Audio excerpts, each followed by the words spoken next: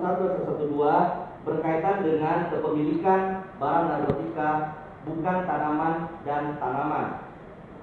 Untuk unsur setiap orang dan juga unsur tanpa hak melawan hukum, kami sepakat dengan jaksa penuntut umum.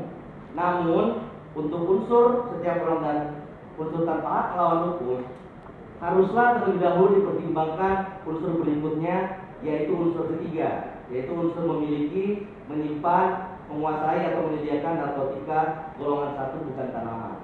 Oleh sebab itu, dalam hal ini kami menyampaikan bahwa unsur ketiga, yaitu unsur memiliki, menyimpan, menguasai atau menyediakan narkotika golongan 1 bukan tanaman, dan pasal 111 yaitu dalam bentuk tanaman, kami tidak sepakat dengan jaksa penuntut umum, dikarenakan jaksa penuntut umum tidak menggunakan alat bukti saksi ahli dalam membuat tuntutannya. Hal itu jelas karena menurut keterangan ahli Komjen Pol Anang pada saat dihadirkan di persidangan yang mulia ini, unsur kepemilikan, penyimpanan, dan menguasai yang dimaksud dalam pasal 111 ayat 1 dan 112 ayat 1 harus dimaknai bahwa unsur tersebut memiliki tujuan atas dasar kenapa terdakwa memiliki atau menyimpan, menguasai narkotika yang dituduhkan oleh jaksa penuntut umum.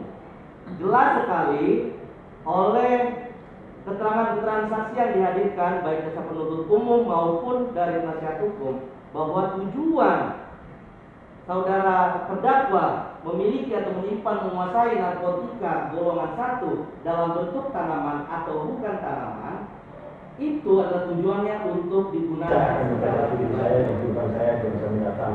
Mengingat usia saya yang sudah 66 tahun dan saya masih menjadi tulang punggung keluarga, menghidupi keluarga saya. Saya ingin diberi kesempatan lagi agar saya punya kesempatan yang keluar untuk bisa kembali ke masyarakat dalam keutuhan manusia yang sempurna, sehat lahir batin, dan tetap berpikiran positif. Dan insya Allah tetap menerima anugerah Tuhan yang terbesar bagi saya, yaitu musik, dan saya ingin tetap berkarya di industri Indonesia. Demikian yang mulia, insya Allah, insya Allah Tuhan Yang Maha Kuasa memberi berkah dan rahmatnya dan juga bagi saya.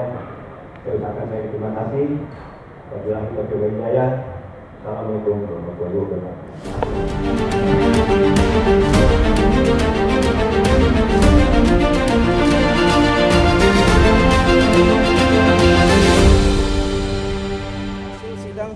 Sebenarnya tadi sidang pembacaan pledoi dari pengacara dan penyampaian pledoi dari terdakwa yaitu Farisal M. Dari kami pledoi dari pengacara, pembelaan kami adalah karena pasal yang didakwakan adalah pasal sebagai pengedar, jadi kami meminta supaya seorang Farisal M dibebaskan dari tuntutan. Kenapa? Karena dia hanya sebagai pengguna dan bukan pengedar, itu yang pertama. Tapi kalau kemudian majelis hakim berpendapat lain, kami memohonkan supaya majelis hakim itu kemudian memutuskan rehabilitasi terhadap seorang Farisal M. Jadi diupayakan adalah rehabilitasi ya. Jadi itu tadi yang kami juga secara pledoi ya. Nah, dari Farisal M dia memberikan pledoi ya secara lisan, dia sampaikan secara runtut. Yang pertama adalah permohonan maaf sebesar-besarnya kepada masyarakat dan kepada siapapun juga yang mengalami suatu kekecewaan dari peristiwa ini. Yang kedua, dia juga menyatakan bertobat dari perilaku yang kemarin itu, sehingga dia tidak akan lagi menggunakan narkotika. Yang ketiga, dia akan mematuhi semua putusan yang disampaikan oleh majelis hakim. Yang keempat, dia kemudian akan berupaya kembali memperjuangkan kehidupannya yang akan baru lagi, yaitu beliau ini akan bekerja keras untuk keluarganya yang pertama, yang kedua beliau juga akan berkarya lagi di dunia musik, yang ketiga akan menciptakan lagu, dan seterusnya dia menjadi komposer lagi, dan dia akan menjalani hidup yang baru, dan kata-kata terakhir dari dia adalah insya Allah gitu. Dari kuasa hukum sendiri abang menginginkan apa bang? Apa dia ingin direhab atau gimana? Ya memang dia harus direhab karena di dalam sel-sel otaknya masih ada kecanduan narkotika, obat narkotika, adiktifnya kecanduan, makanya dia harus diobati dengan obat anti narkotikanya. Jadi dari sasaran harus dibersihkan supaya dia benar-benar bersih dari kecanduan. Kalau itu sudah terjadi, mudah-mudahan dia bersih dan tidak lagi kecanduan. Bang, alasan jaksa mendakwa pengedar apa sih Bang alasannya Bang? Itu tanyakan kepada jaksa. Kita hanya bisa mengira-ngira, mungkin jaksa sebel kali sama Ferdinand kan.